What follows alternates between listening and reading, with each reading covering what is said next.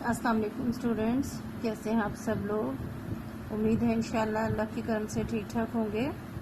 آئیے سبق کا آغاز کرتے ہیں۔ آپ سب اپنی کتابیں کھول لیں، پیج نمبر 38۔ بچوں، ہم لوگ سبق پڑھ رہے تھے سفر طائف اور اس کے ساری ڈیٹیل کہ آپ صلی اللہ علیہ وسلم نے کس لیے طائف کی طرف سفر کیا، اور طائف میں آپ صلی اللہ علیہ وسلم نے جو دین کی دعوت دی طائف کے سرداروں کو، انہوں نے اس کا کیا جواب دیا، یہ سب ہم پریویس لیسن میں پڑھ چکے ہیں۔ اور ہم نے دیکھا کہ ان سب نے، تینوں سرداروں نے جو طائف کے تھے، دولت مند اور خوشحال تھے، اور انہوں نے آپ صلی اللہ علیہ وسلم کی بات ماننے سے انکار کر دیا، اور نہ صرف انکار کیا بلکہ آپ صلی اللہ علیہ وسلم کا بہت مذاق اڑایا، آپ کی توہین کی، اور جب آپ صلی اللہ علیہ وسلم جانے لگے تو شرارتی لڑکوں کو ان کے پیچھے لگا دیا، اور انہوں نے حضور صلی اللہ علیہ وسلم کو پتھر مار مار کر آپ کے پاؤں زخمی کر دیے، جس سے آپ کے جوتے بھی خون سے بھر گئے تھے، اور آپ صلی اللہ علیہ وسلم بہت دکھی ہوئے۔ یہ سب ہم نے پڑھ لیا تھا۔ اگلا ٹاپک آج ہم پڑھیں گے رسول اللہ صلی اللہ علیہ وسلم کی دعا۔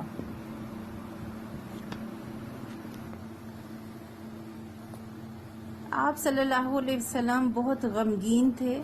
آپ صلی اللہ علیہ وسلم نے 2 نفل پڑھنے کے بعد اللہ تعالیٰ سے درد بھری دعا کی، جیسے کہ ہم نے سارا پیچھے پڑھا کہ کتنا برا سلوک کیا ان لوگوں نے حضور صلی اللہ علیہ وسلم کے ساتھ۔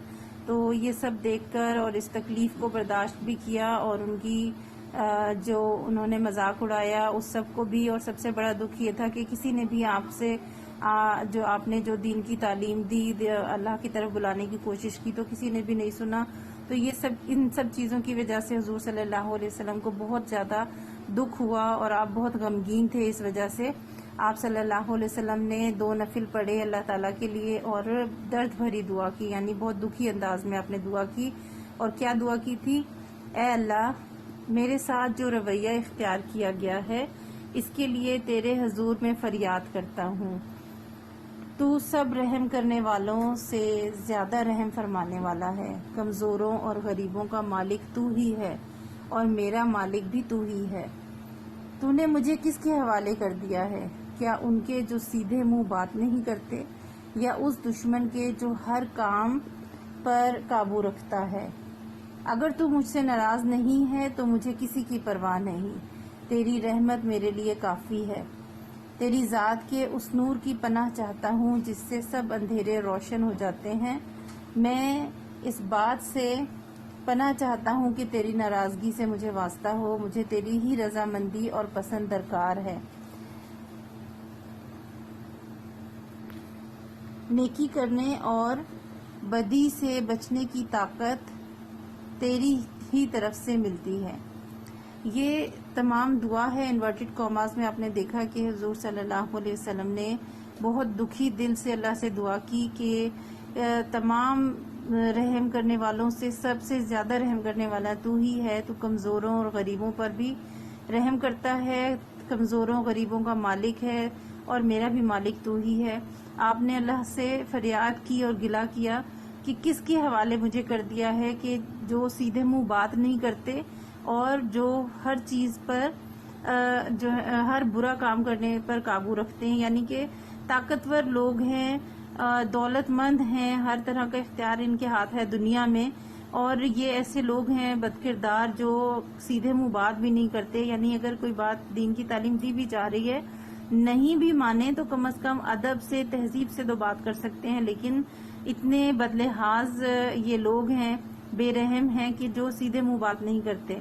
لیکن حضور صلی اللہ علیہ وسلم نے اللہ سے دعا کی کہ اگر تو مجھ سے ناراض نہیں ہے تو مجھے کسی کی پرواہ نہیں، یعنی جو کچھ بھی ہوا، جو انہوں نے ظلم کیا، جو انہوں نے مذاق اڑایا، تو مجھے اس کی فکر نہیں ہے، بس اتنا ہے کہ اللہ تعالیٰ تو مجھ سے ناراض نہ ہو، اور تیری رحمت کے سوا مجھے کسی چیز کی ضرورت نہیں ہے، اور اللہ تعالیٰ تیری ذات کے نور کی پناہ چاہتا ہوں جس سے سب اندھیرے روشن ہو جاتے ہیں۔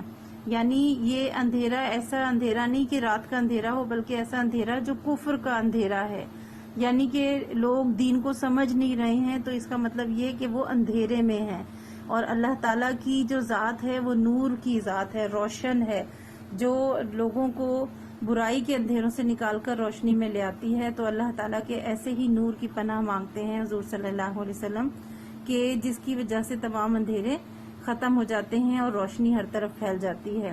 تو اللہ سے انہوں نے دعا کی کہ مجھے اس چیز کی پناہ مانگتا ہوں کہ مجھے تیری ناراضگی سے واسطہ ہو، مطلب یہ کہ تو مجھ سے کبھی بھی ناراض نہ ہو اور مجھے اس کے علاوہ اور کسی چیز کی فکر نہیں ہے، چاہے جتنا بھی ظلم اور ستم یہ لوگ مجھ پر کریں.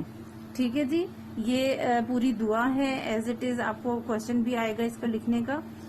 نیکسٹ ٹاپک بھی دیکھ لیتے ہیں، چھوٹا سا ہے. آپ صلی اللہ علیہ وسلم کا درگزر کہتے ہیں معاف کرنے کو. آپ صلی اللہ علیہ وسلم دعا کر رہے تھے کہ پہاڑوں کا فرشتہ حاضر ہوا اور کہا، یا رسول اللہ صلی اللہ علیہ وسلم، اللہ تعالیٰ نے مجھے حکم دیا ہے کہ اگر آپ صلی اللہ علیہ وسلم فرمائیں تو دونوں پہاڑوں کو ان ظالموں کے اوپر گرا دوں.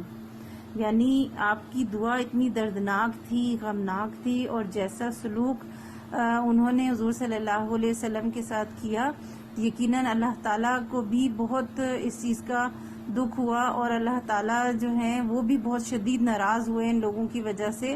اور اللہ نے ایک فرشتے جو پہاڑوں کے فرشتے تھے ان کو حکم دے کر بھیجا کہ جائیں اور حضور صلی اللہ علیہ وسلم سے پوچھیں کہ اگر آپ صلی اللہ علیہ وسلم حکم دیں تو دونوں پہاڑوں کو ان ظالموں پر گرا دوں. جیسا کہ ہم نے شروع میں پڑھا تھا کہ یہ بستی جو ہے یہ دونوں سائڈ پہ اس کے پہاڑ تھے اور بیچ میں یہ آبادی تھی، ایک بستی تھی جہاں یہ لوگ آباد تھے.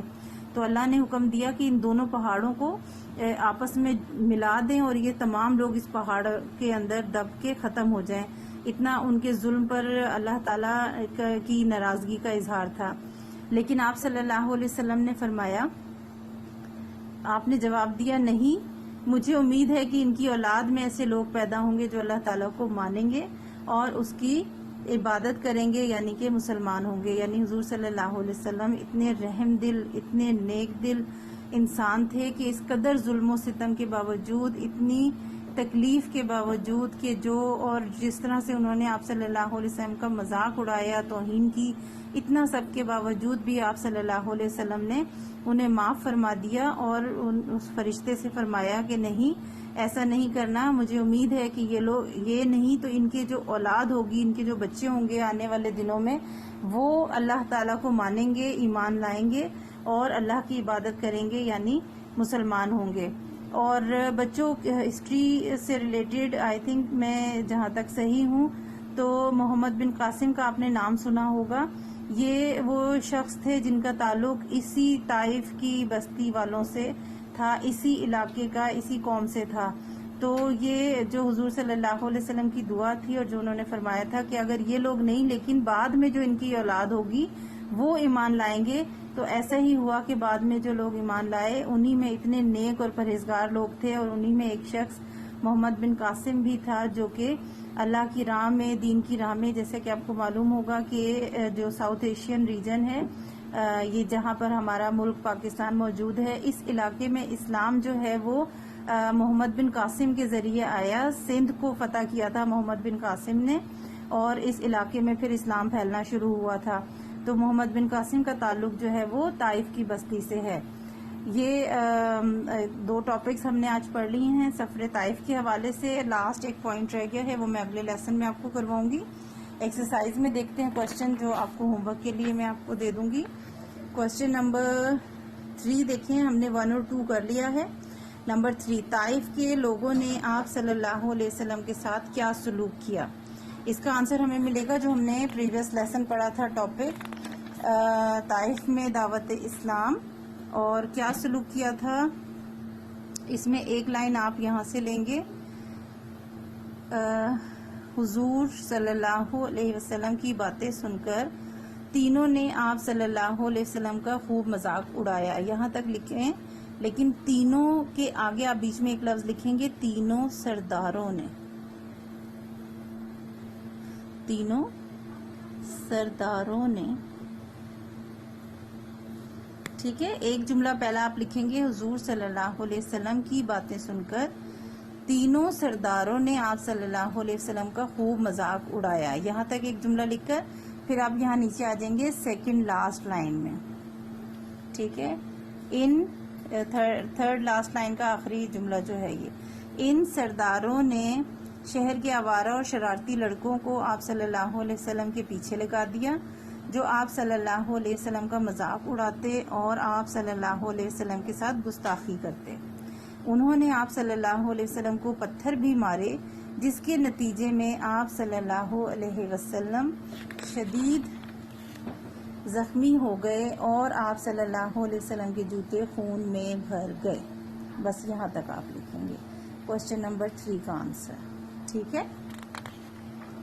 دوبارہ سے بتا دیتی ہوں، پہلا جملہ آپ لکھیں گے یہاں سے، یہ جہاں کوشچن 2 کا آنسر ختم ہو رہا ہے وہاں حضور صلی اللہ علیہ وسلم کی باتیں سن کر تینوں سرداروں نے آپ صلی اللہ علیہ وسلم کا خوب مذاق اڑایا.